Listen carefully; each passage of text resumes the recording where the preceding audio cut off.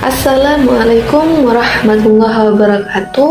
Perkenalkan, kami perwakilan dari kelompok 6. Saya Aldila Derani Aden Kinanti, NIM 22210101090. Saya Rahmadi Muna, NIM 224101100004. Saya Rifah Nur Karimah, NIM 2241010100026.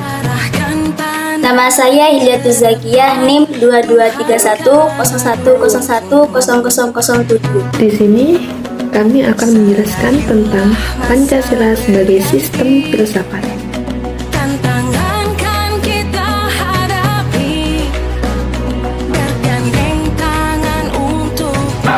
Yang pertama, menggali sumber historis, sosiologis, politis tentang Pancasila sebagai sistem filsafat. 1. Sumber historis Pancasila sebagai sistem filsafat. Pada tanggal 12 Agustus 1928, Soekarno pernah menulis di dalam suluk Indonesia yang menyebutkan bahwa nasionalisme adalah nasionalisme yang membuat manusia menjadi perkakasnya Tuhan dan membuat manusia hidup dalam roh. Pembahasan sila-sila Pancasila sebagai sistem filsafat dapat ditelusuri dalam sejarah masyarakat Indonesia. Yang kedua, sumber sosiologis Pancasila sebagai sistem filsafat. Sumber sosiologis Pancasila sebagai sistem filsafat dapat diklasifikasikan ke dalam dua kelompok.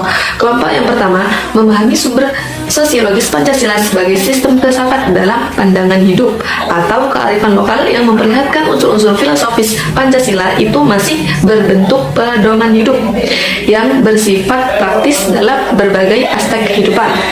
Kelompok kedua yaitu masyarakat ilmiah akademis yang memahami Pancasila sebagai sistem filsafat dengan teori-teori bersifat akademis. Yang ketiga, sumber politis Pancasila sebagai sistem filsafat. Pada awalnya, Pancasila merupakan konsensus politik yang kemudian berkembang menjadi sistem filsafat. Sumber politis Pancasila sebagai sistem filsafat dapat diklasifikasikan ke dalam dua kelompok. Kelompok yang pertama meliputi wacana politis tentang Pancasila sebagai sistem filsafat pada sidang BPUPKI, sidang PPKI, dan kuliah umum Soekarno antara tahun 1958 dan 1959 tentang pembahasan sila-sila Pancasila sebagai filosofis.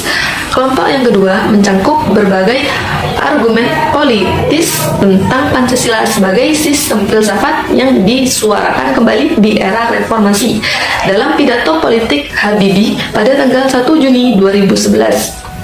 Sumber politik Pancasila sebagai sistem filsafat berlaku juga atas kesepakatan pengumuman simbol dalam kehidupan bernegara.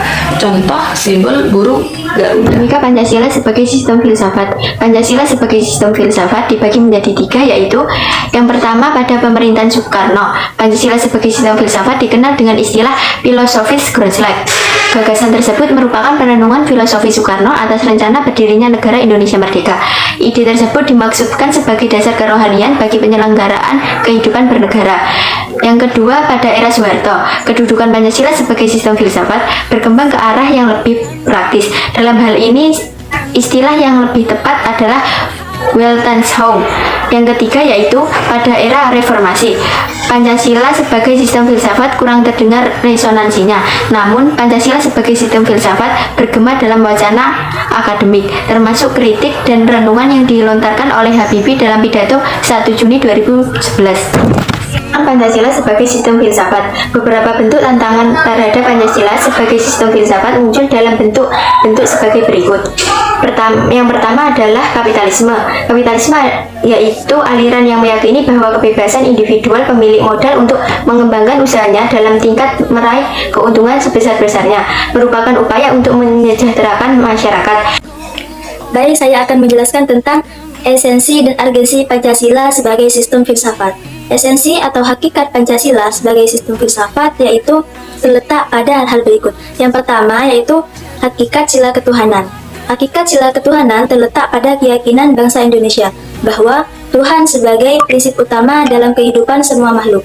Artinya, setiap makhluk hidup termasuk warga negara harus memiliki kesadaran yang otonom, yaitu kebebasan dan kemandirian di satu pihak, dan berkesandaran sebagai makhluk Tuhan yang Maha Esa, yang akan dimintai pertanggungjawaban atas semua yang dilakukan.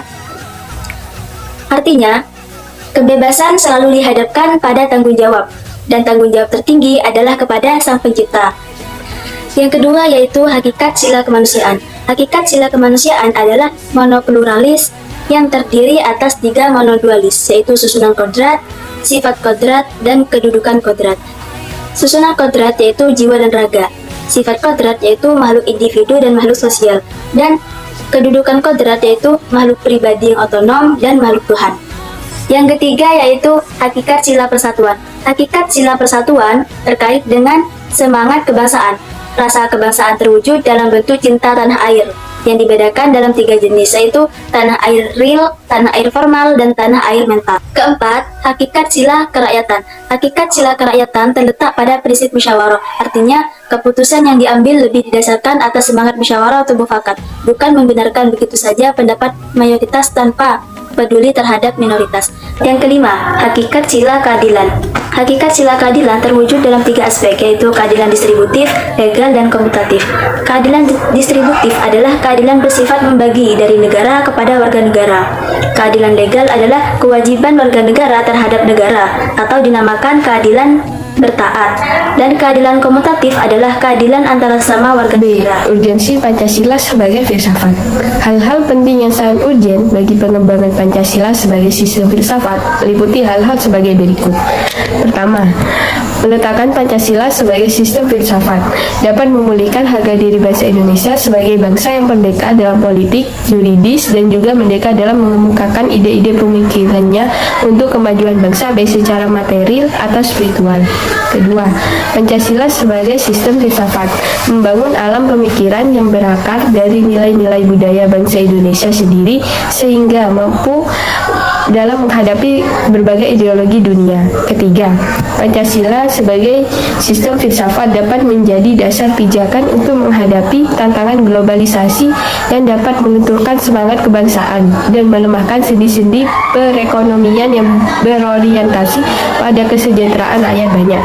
Keempat, Pancasila sebagai sistem filsafat dapat menjadi way of life sekaligus way of thinking bangsa Indonesia untuk menjaga keseimbangan dan konsistensi antara tindakan dan pemikiran.